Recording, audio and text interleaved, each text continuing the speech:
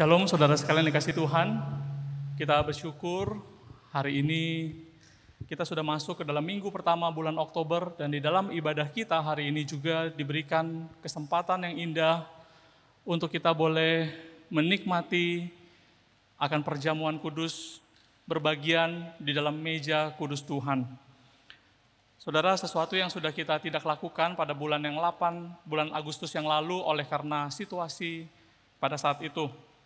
Mari biarlah hari ini dengan hati yang penuh ucapan syukur, saya mengajak saudara sekalian, baik yang hadir di gereja maupun saudara sekalian yang mengikuti dari rumah masing-masing, agar hari ini sungguh-sungguh kita merasakan sekali lagi berkat dan anugerah dari Tuhan. Saudara, saya mengajak kita membaca satu bagian firman Tuhan yang tadi juga sudah keluar di dalam bacaan responsoria kita. Dalam Yesaya pasal yang ke-50 ayat yang ke-4 sampai ayat yang ke-5. Kitab Yesaya pasal yang ke-50 ayat yang ke-4 sampai ayat yang ke-5. Demikian bunyi firman Tuhan. Tuhan Allah telah memberikan kepadaku lidah seorang murid, supaya dengan perkataan aku dapat memberi semangat baru kepada orang yang letih lesu. Setiap pagi, ia mempertajam pendengaranku untuk mendengar seperti seorang murid. Tuhan Allah telah membuka telingaku, dan aku tidak memberontak, tidak berpaling ke belakang. Baik saudara sekalian, sebelum kita lebih jauh merenungkan bagian ini, kita bersatu di dalam doa. Tuhan, kami mohon Roh-Mu yang kudus menguasai hati dan pikiran kami, baik kami yang berkumpul di rumah-Mu ya Tuhan, maupun setiap kami yang mengikuti dari tempat masing-masing. Sehingga hari ini ya Tuhan terjadi perjumpaan antara kami dengan hadirat-Mu ya Tuhan, melalui firman yang sebentar akan kami dengarkan. Berkatilah kami ya Tuhan, hidup kami boleh diubahkan semakin hari, semakin serupa dengan Engkau. Oleh karena kami bersyukur dan kami berdoa di dalam nama Tuhan Yesus. Amin. Saudara sekalian kasih Tuhan, suatu ketika ada seorang anak yang baru diizinkan pertama kali untuk keluar dari rumah. Ya, seorang anak yang baru beranjak remaja dan mereka tinggal di tempat perhutan yang begitu dalam sekali. Ya. Jadi anak itu berjalan, diizinkan mamanya keluar, dia berjalan, dia melihat pemandangan yang indah. Pertama kalinya dia keluar. Lalu dia menemukan sebuah lubang yang besar, dan itu adalah sebuah gua. Tetapi anak ini berpikir bahwa rumah ini adalah sebuah rumah dari orang lain. Maka ketika anak ini mendekati gua itu, dan dia coba menyapa dengan berkata, "Halo." Ketika itu dia mendengar suara samar-samar dari dalam juga berbunyi, "Halo." Lalu anak ini kemudian lebih maju menuju bibir gua itu lebih dalam lagi dan dia katakan, "Halo, kamu siapa?" Lalu dia mendengar suara samar-samar dari dalam juga berkata, "Halo, kamu siapa?" Wah, kemudian anak ini mulai tertarik dan dia masuk ke dalam gua itu dan berkata, "Halo, kamu siapa? Saya bertanya terlebih dahulu." Lalu di dalam gua dia mendengar suara yang lebih jelas, yang kembali kepada dia berkata, "Halo, kamu siapa? Saya bertanya lebih dahulu." Anak ini kemudian mulai panas dan kesal hatinya. Dan dia mulai gelisah. Dan dia mulai berkata, "Kamu nakal." Lalu dia mendengar suara itu berbalik kepada dia. Dia mendengar suara berkata, "Kamu nakal." Wah, dia semakin panas, saudara, dan dia berkata, "Kamu jelek, kamu bodoh, kamu hitam, kurus, pendek, hidup lagi." Dia bilang gitu ya. Ya kurang lebih seperti itu. Lalu apa yang dia dengar, saudara? Dia juga mendengar perkataan yang sama. "Kamu jelek, kamu bodoh, kamu hitam, pendek, kurus lagi, hidup lagi." Begitu ya. Lalu kemudian singkat cerita anak ini pulang ke rumah dengan muka yang muram dan hati yang kesal. Ya, lalu sampai di rumah, mamanya bertemu dengan dia dan berkata, "Kenapa kamu muram?" Bukan seharusnya kamu kesempatan pertama kali kamu keluar itu pulang dengan hati yang gembira. Lalu dia menceritakan semuanya kepada mamanya, dan mamanya kemudian mengerti. Lalu memberi pesan kepada dia, besok kalau kamu pergi lagi ke tempat itu, maka perkatakan perkataan-perkataan yang baik. Kamu perkatakan perkataan-perkataan yang baik. Lalu anak itu keesokan harinya pergi lagi ke tempat itu, dan melakukan seperti yang dipesankan oleh mamanya kepadanya. Dia mulai lagi dengan kata halo ketika dia masuk ke dalam gua itu. Dia mendengar sapaan halo. Lalu dia katakan, kamu baik. Dia mendengar suara yang balik berkata, kamu baik. Kamu pintar. Kamu ganteng. Kamu hebat. Kamu luar biasa. Lalu dia mendengar perkataan ini berbalik kepada dia dan dia sangat senang sekali, saudara. Lalu kemudian anak ini kemudian pulang dengan hati yang senang dan bergembira. Saudara sekalian yang Tuhan kasihi,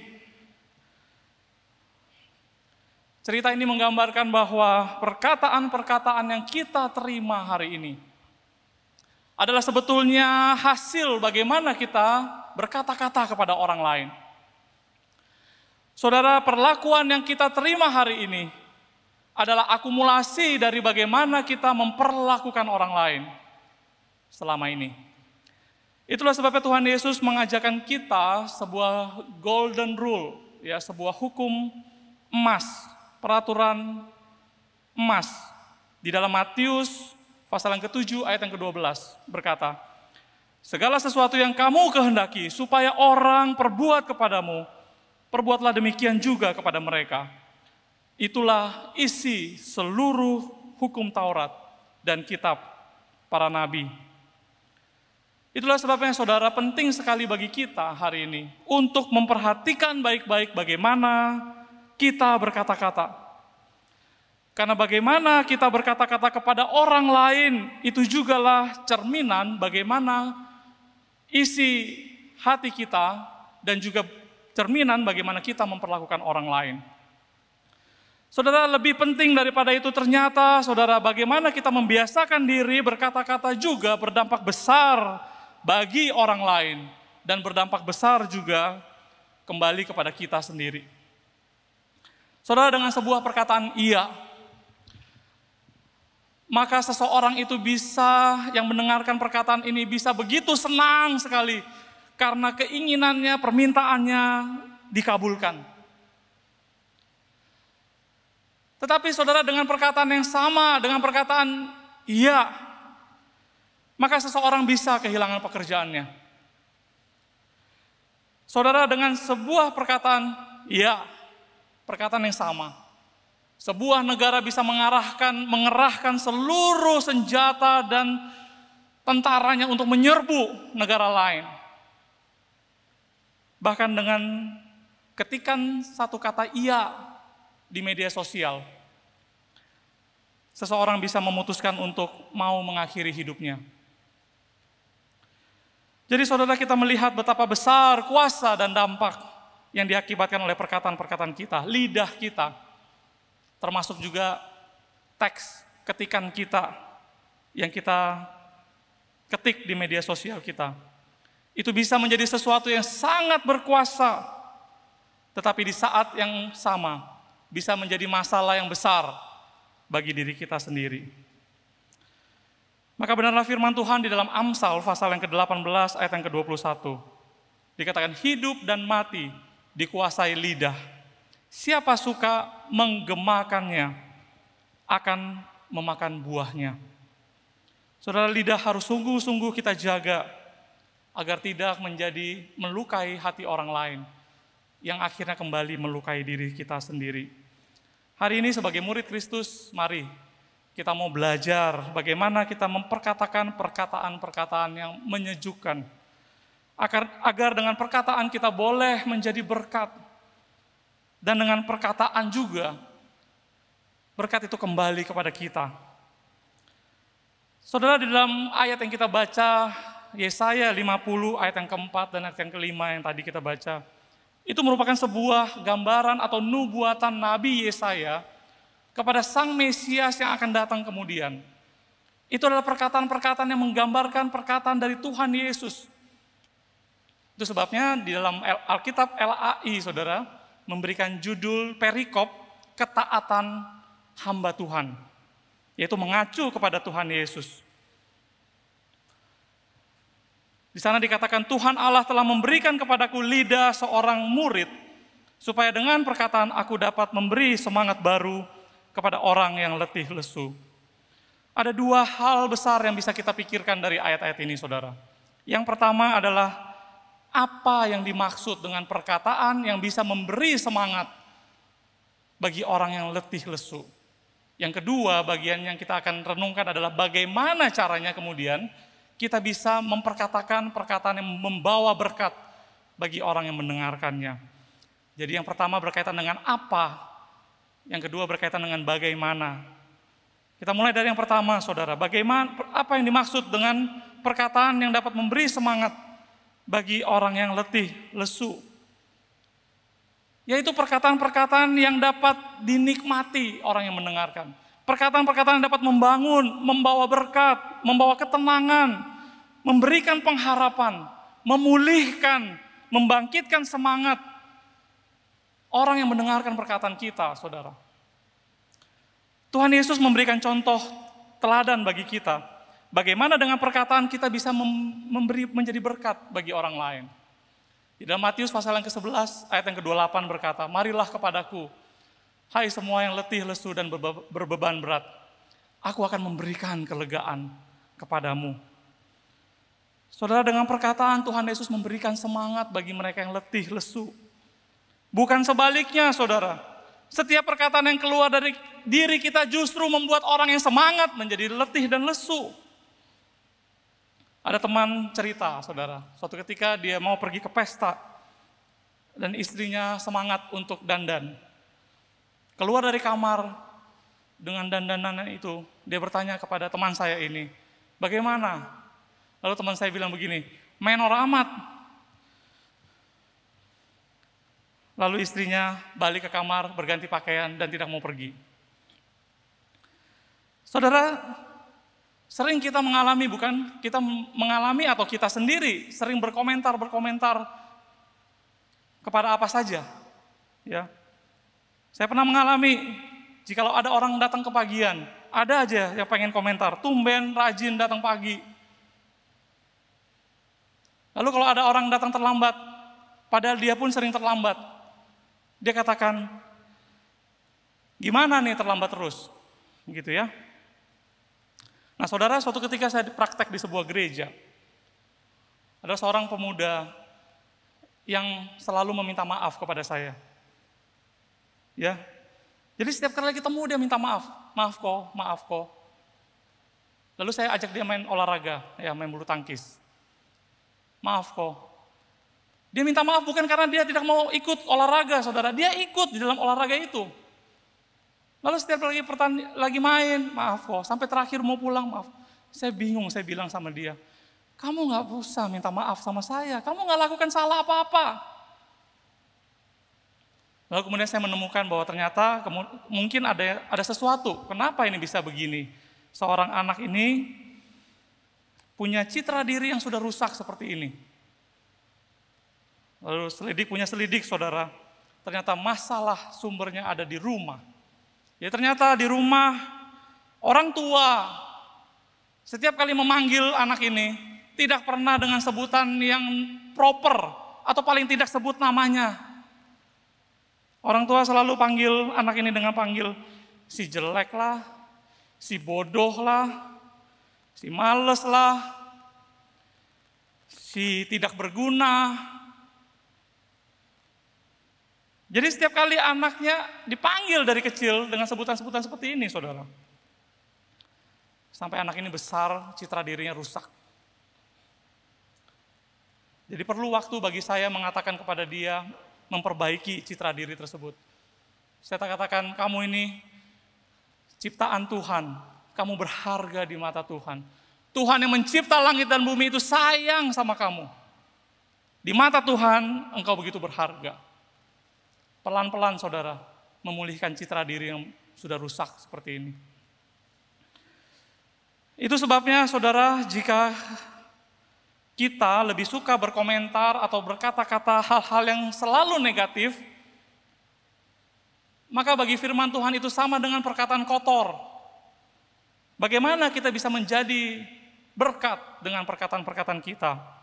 Firman Tuhan di dalam Efesus pasal yang keempat ayat yang ke-29 berkata, "Janganlah ada perkataan kotor keluar dari mulutmu, tetapi pakailah perkataan yang baik." Jadi lawan dari perkataan kotor itu baik, saudara.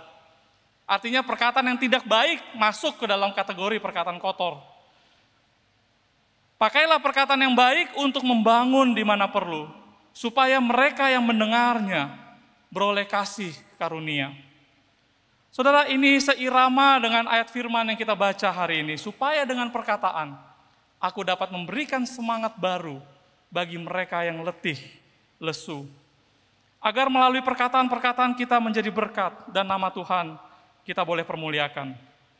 Mari kita sekarang mendalami apa yang dimaksud dengan perkataan yang menyejukkan, perkataan yang menjadi berkat. Yang pertama, saudara, kita mendapati kata-kata yang menyejukkan adalah perkataan yang penuh kasih.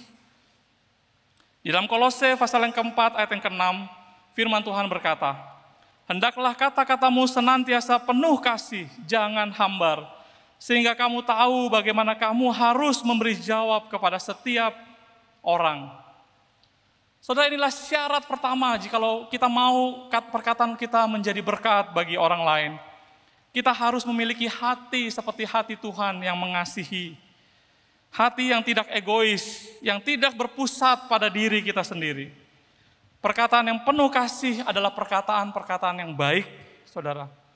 Ada pepatah berkata, perkataan adalah doa. Itulah sebabnya perkatakanlah hal-hal yang baik, yang membangun orang, yang menyejukkan, yang memberikan semangat bagi orang yang letih dan lesu. Dan itu bisa kita lakukan, saudara. Enggak sulit kita melakukan hal itu. Di mana saja kita bisa lakukan, kapan saja kita bisa lakukan. Hanya diperlukan hati yang tulus, hati yang sungguh-sungguh belajar daripada kasih Tuhan. Dalam Lukas pasal yang ke-6 ayat yang ke-45 berkata, "Orang yang baik mengeluarkan barang yang baik dari pembendaharaan hatinya yang baik. Dan orang yang jahat mengeluarkan barang yang jahat dari pembendaharaannya yang jahat. Karena yang diucapkan mulutnya meluap dari hatinya." Maka itu saudara, jadilah orang yang baik, yang penuh kasih. Semuanya itu ditandai dengan keluarnya perkataan-perkataan yang penuh kasih, perkataan yang baik. Orang jahat selalu mengeluarkan perkataan-perkataan yang jahat. Di dalam musim pandemi yang berkepanjangan ini, saudara, mari kita jangan jadi orang jahat. Walaupun keadaan susah, kita terus berkata-kata yang baik, kita pancarkan isi hati kita. Orang yang baik mengeluarkan perkataan-perkataan yang baik. Sudahkah kita memperkatakan perkataan yang penuh kasih, saudara, hari ini? Kepada keluarga kita, kepada teman-teman di sekeliling kita, atau siapa saja yang kita temui hari ini. Mari saudara kita belajar bisa memperkatakan perkataan kasih. Selanjutnya perkataan yang menyejukkan dapat berarti perkataan hikmat. Saudara, mari kita jangan salah mengartikan poin yang pertama tadi, dan kita jatuh pada ekstrim berikutnya bahwa dalam situasi apapun, dalam keadaan apapun, kita selalu mengatakan hal yang baik, walaupun jelas-jelas kita tahu hal itu tidak baik dan tidak benar. Saudara, anak yang selalu dicela seperti tadi contoh yang sudah disampaikan, anak yang dicela, ya, itu tumbuh dengan citra diri rusak. Tetapi ekstrim sebaliknya, saudara, kalau anak selalu dipuji, walaupun salah, selalu dibanggakan, maka anak ini tumbuh besar dengan mentalitas yang rusak juga. Tetapi orang sering berkata, saya tidak bisa manis mulut. Jika iya, saya katakan iya. Jika tidak, saya katakan tidak. Selebihnya itu berasal dari si jahat. Seperti firman Tuhan, bukan? Saudara, berkata benar harus disertai dengan berkata dengan penuh hikmat. Jadi ada satu level di atas berkata benar, yaitu berkata hikmat. Saudara, setiap manusia kita tidak ada yang sempurna. Siapa boleh mengklaim kebenaran? Tetapi mari kita belajar dari firman Tuhan. Kita berkata hikmat, saudara. Satu di atas berkata benar. Ya.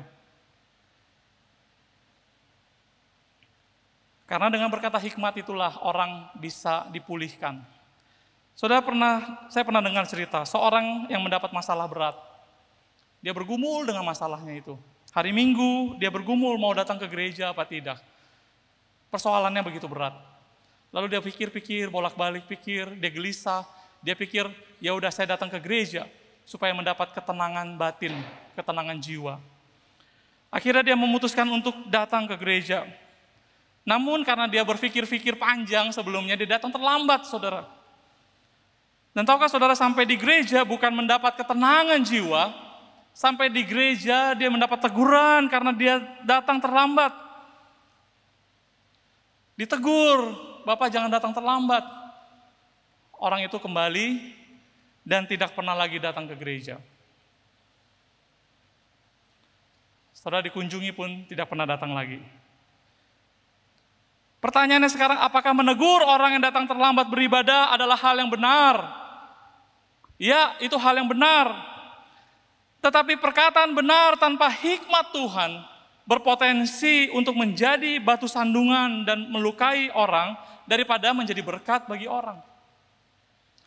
Kita pikir dengan berkata benar, orang itu akan dapat dibangun oleh perkataan kita. Tetapi seringkali dengan mengutarakan kebenaran, bukannya kebenaran itu bukan hanya tidak sampai kepada yang mendengarkan kita, tetapi dia terluka dan dia akan melukai kita. Saudara sekalian dikasihi Tuhan, firman Tuhan berkata di dalam Amsal pasal yang ke-25 ayat yang ke-11 berkata, perkataan yang diucapkan tepat pada waktunya adalah seperti buah apel emas di pinggan perak. Juga di dalam Amsal pasal yang ke-10 ayat yang ke-20 berkata, lidah orang benar seperti perak pilihan, tetapi pikiran orang fasik sedikit nilainya. Kita wajib mengatakan hal yang benar. Kita harus mengatakan hal yang benar. Kita tidak boleh berkata bohong.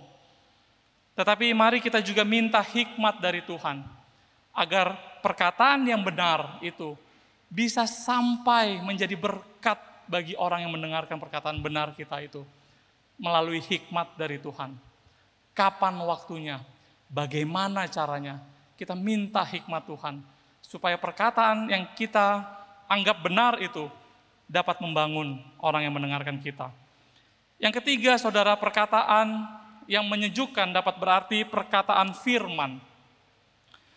Tuhan Yesus memberikan contoh teladan bagaimana dia sering memperkatakan firman di dalam khotbahnya untuk menguatkan dan menghibur orang-orang yang mendengarkan pengajaran-pengajarannya. Saudara, jikalau kita teliti dan membaca Matius pasal yang ke-5 sampai yang ke-7, itu adalah seri khotbah di bukit, saudara. Kalau saudara perhatikan baik-baik ucapan-ucapan yang disebut oleh Tuhan Yesus, maka banyak sekali referensi-referensi yang kita temukan, yang Tuhan Yesus ambil kutip dari perjanjian lama. Tuhan Yesus sendiri memberikan contoh, dengan memperkatakan firman, itu bisa menjadi berkat bagi orang yang mendengarkannya. Di dalam Matius pasal yang keempat, ayat yang keempat, Tuhan Yesus berkata, ada tertulis, manusia hidup bukan dari roti saja, tetapi dari setiap firman yang keluar dari mulut Allah. Jelas ayat ini mengatakan, Tuhan Yesus ingin mengatakan bahwa manusia butuh firman Allah, karena itulah kebutuhan rohani dasar dari setiap manusia yang diciptakan dari firman juga.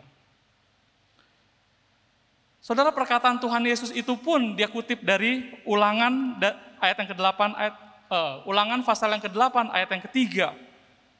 Jadi perkataan-perkataan yang dapat membangun jiwa yang lesu adalah perkataan-perkataan yang dapat membangun jiwa yang lesu, saudara, adalah perkataan dengan memperkatakan firman Tuhan.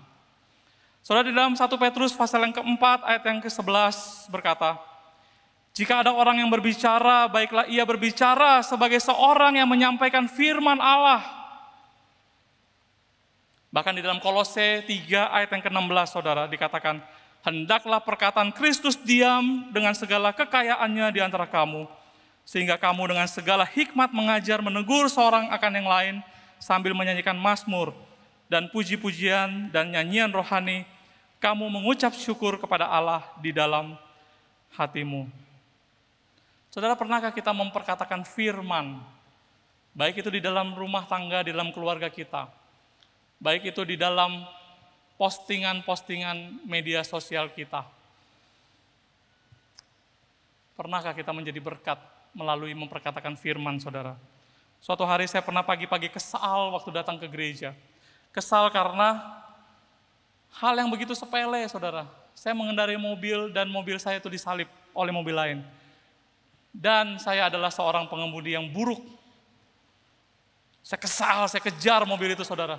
Tapi keburu sampai saya di gereja, saya nggak bisa kejar lagi, saya harus belok masuk ke dalam gang gereja ini. Sampai di dalam gereja saya parkir, saya naik ke kantor, saya masih dengan hati yang kesal membereskan barang-barang, saudara. Kesal gitu, panas ya pagi-pagi datang, mau pelayanan, ya mau bekerja, tapi hati suasana itu sudah nggak enak pagi-pagi.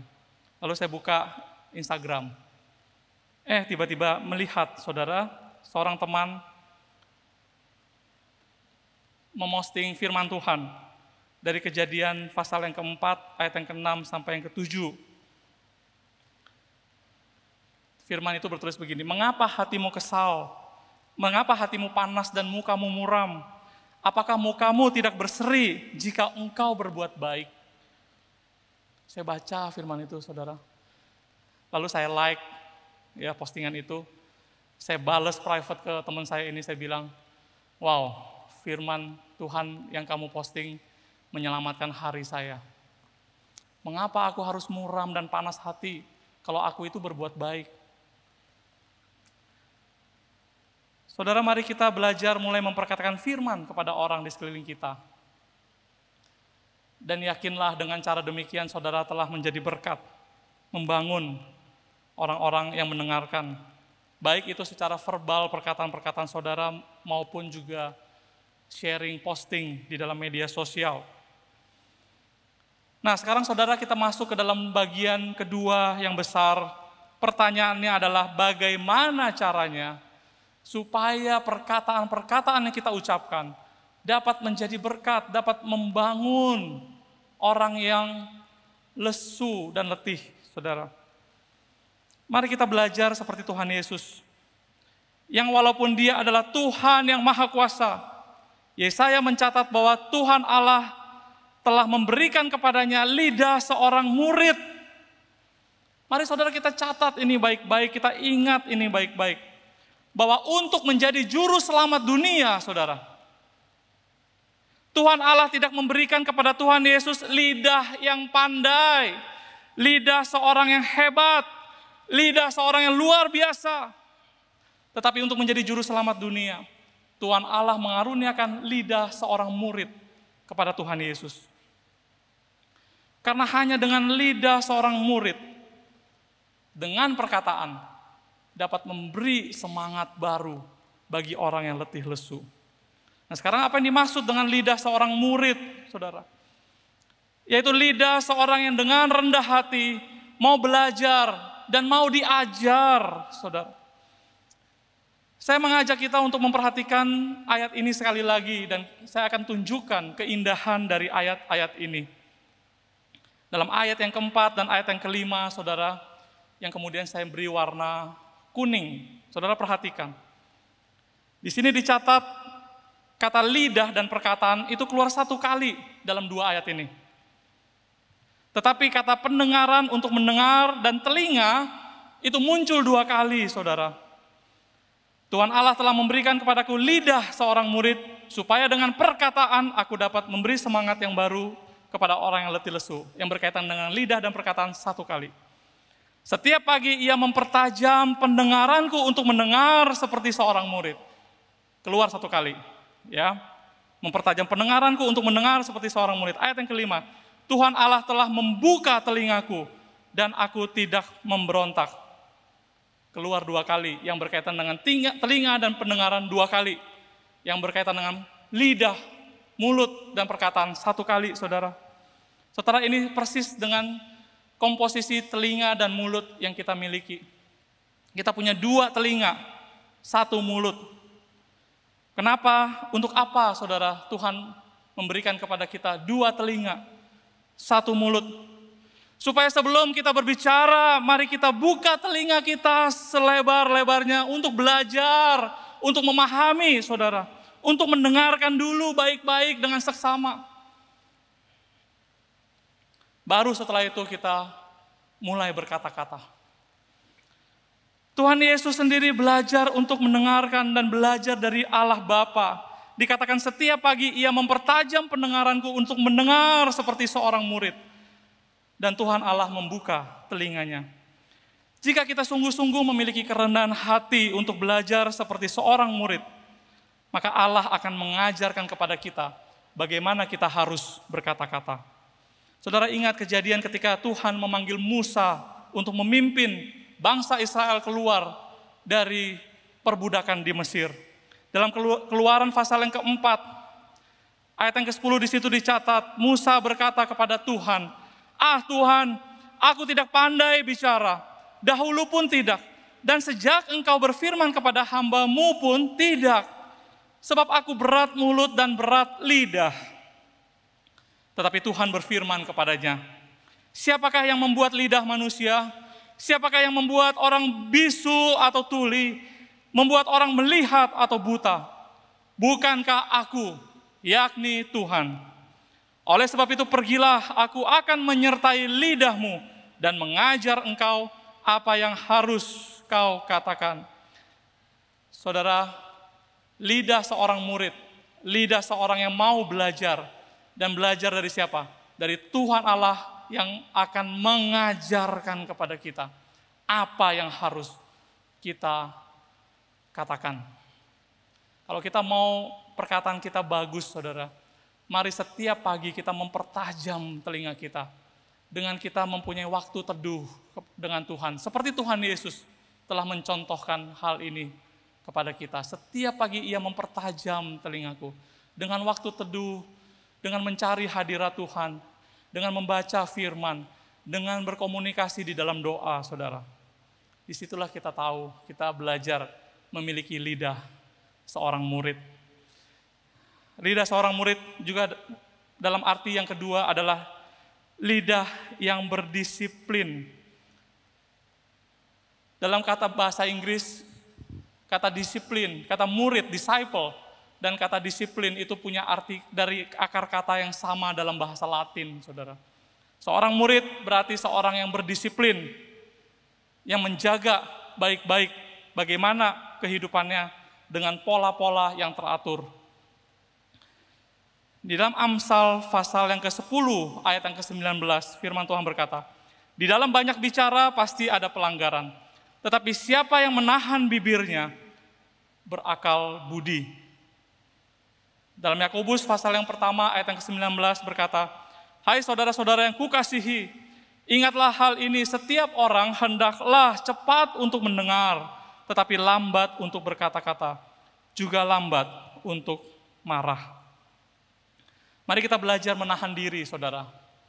Kita berdisiplin dalam mempergunakan mulut kita, lidah kita, maupun komentar-komentar kita di dalam kita menyampaikan kata-kata kita.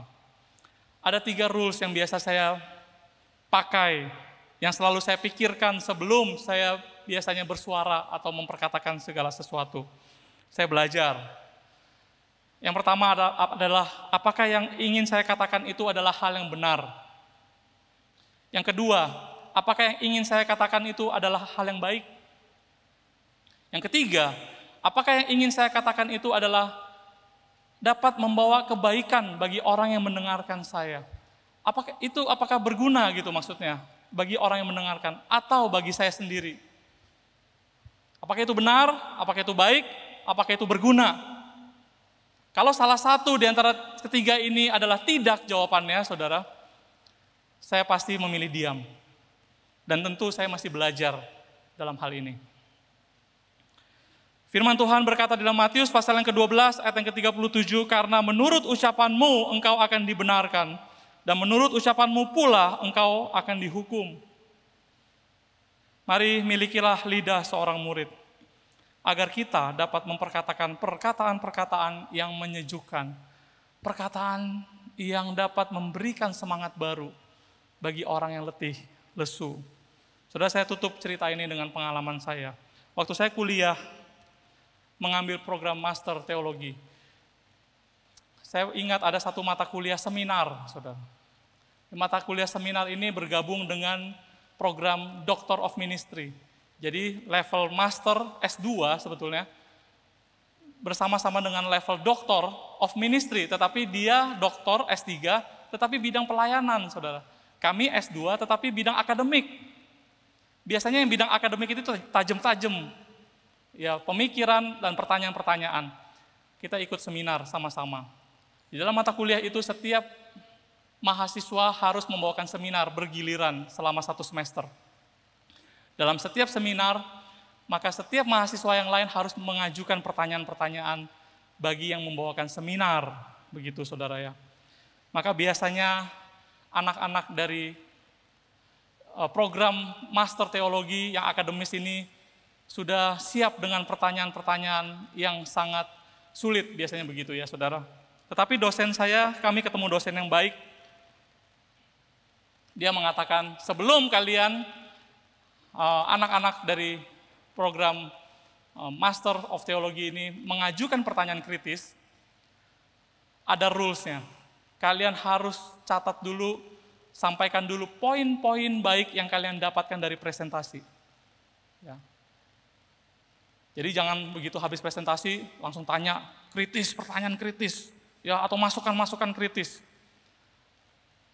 Begitu ada kesempatan bicara, sampaikan dulu kepada dia poin-poin apa yang sudah kamu dapatkan dari presentasi itu. Sesudah kamu utarakan, baru kamu memberikan masukan-masukan. Saudara, pertamanya kami tidak begitu biasa ya dengan cara begini. Tapi lama-lama saya secara pribadi tahu ini merupakan sebuah hal yang baik dan benar di dalam kita berkomunikasi. Seringkali banyak hal kita mau kritisi, saudara. Kita mau kasih komentar. Kita mau kritisi apa yang menurut kita nggak benar. Tetapi dengan pendekatan-pendekatan tertentu, saudara, dengan hikmat Tuhan, kita bisa sampaikan terlebih dahulu hal-hal yang menjadi berkat, poin-poin penting yang kita dapatkan. Setelah itu baru kita sampaikan apa masukan yang ingin kita berikan. Disitulah yang dinamakan disiplin dalam berkata-kata. Itulah yang dimaksud dengan lidah seorang murid. Lidah seorang yang bersedia belajar, bersedia untuk diajar. Saudara, 1,5 tahun lebih pandemi, itu memberikan kelesuan bagi semua orang. Di mana-mana orang itu letih dan lesu, termasuk kita, saudara. Termasuk keluarga kita di rumah. Semua orang capek, letih dan lesu. Tetapi saya berharap dan berdoa, bagi setiap jemaat Tuhan yang hari ini mendengarkan firman Tuhan ini, marilah dengan perkataan, kita memperkatakan perkataan yang dapat memberikan semangat yang baru bagi orang yang letih dan lesu. Mulai dari keluarga kita. Kita perkatakan perkataan-perkataan yang dapat membangun semangat setiap anggota keluarga kita. Dengan perkataan yang penuh kasih, dengan perkataan hikmat, dengan perkataan firman Tuhan. Mari kita sungguh-sungguh, saudara, pada saat ini dunia semua letih lesu. Mari kita hadir di tengah-tengah dunia ini untuk menjadi saksinya, untuk menjadi berkat, untuk menjadi alat kemuliaan Tuhan, untuk memberkati orang-orang. Saudara sekalian dikasihi Tuhan, kita mau belajar hal itu semua dengan memiliki lidah seorang murid, seperti Tuhan Yesus. Kita belajar menahan dan menyaring semua perkataan-perkataan. Kita belajar setiap perkataan yang keluar, sungguh-sungguh saudara, itu merupakan hasil pergumulan kita di hadapan Tuhan. Sehingga melalui perkataan, kita memuliakan nama Tuhan. Amin. Mari kita berdoa. Tuhan, kami sungguh bersyukur Engkau begitu mengasihi kami. Melalui firman-Mu ya Tuhan sudah kami dengar. Ampuni kami Tuhan, jikalau selama ini dengan perkataan kami sudah menyakiti hati orang lain. Baik itu keluarga kami sendiri, orang yang terdekat dengan kami. Baik itu orang-orang di sekeliling kami. Baik itu siapa saja. Tuhan, pada saat ini kami mohon Roh-Mu yang kudus menolong kami, agar kami boleh dibentuk sebagai murid Kristus yang sejati. Kami mau memiliki lidah seorang murid, lidah yang mau rendah hati belajar, mendengarkan baik-baik, lidah yang sungguh-sungguh dengan perkataan dapat membangun, memberikan semangat bagi sekeliling kami, orang-orang yang pada saat ini sedang memerlukan perkataan itu. Berkatilah firman dan materaikanlah di dalam hati kami yang terdalam ya Tuhan. Jikalau sebentar lagi kami akan bersatu di dalam sebuah perjamuan meja-Mu yang kudus itu ya Tuhan. Mohon sekali lagi Tuhan, ampunilah dosa dan kesalahan kami. Kami sungguh-sungguh tidak layak ya Tuhan. Kesempatan hari ini jikalau Tuhan membuka meja perjamuan kudus untuk kami boleh mengambil bagian di dalamnya. Kami percaya itu karena anugerah-Mu semata. Berkatilah ya Tuhan. Kami bersyukur dan berdoa di dalam nama Tuhan Yesus. Amin.